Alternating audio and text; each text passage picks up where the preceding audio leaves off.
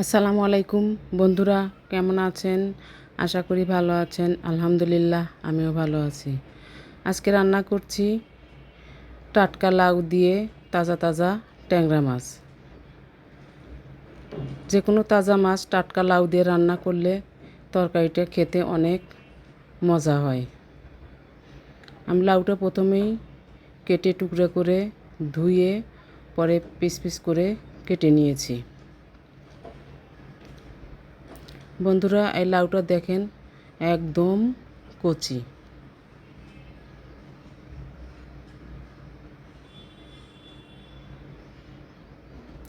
আমার লাউটা টুকরে টুকরে করে কাটা হয়ে গেছে। এখন চলে যাচ্ছি মাছ কাটতে।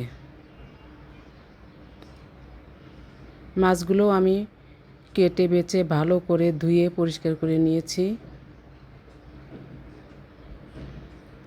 এখন যাচ্ছি রান্না করতে।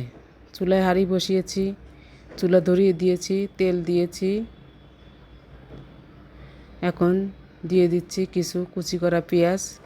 একটু নেড়ে চেড়ে নরম হলে দিয়ে দিচ্ছি হাফ চামচ হলুদের গুঁড়া, হাফ চামচ মরিচের গুঁড়া, 1 চামচ ধনে গুঁড়া, 1 চামচ জিরা গুঁড়া, স্বাদ মতো লবণ, হাফ চামচ রসুন বাটা, 1 টেবিল চামচ পেঁয়াজ বাটা দিয়ে নেড়ে চেড়ে নিচ্ছি।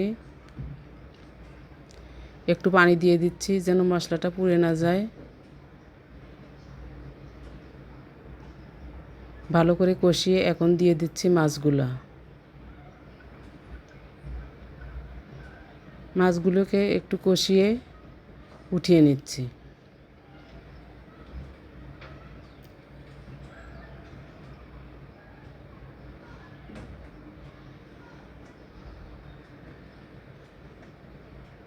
মাছগুলো উঠানো হয়ে গেছে। এখন দিয়ে দিচ্ছি কেটে রাখা লাউগুলো। সামান্য একটু পানি দিয়ে ভালো করে নেড়ে চেড়ে মিশিয়ে ঢাকনা দিয়ে লাউগুলো কষিয়ে নিব বেশ কিছু সময়।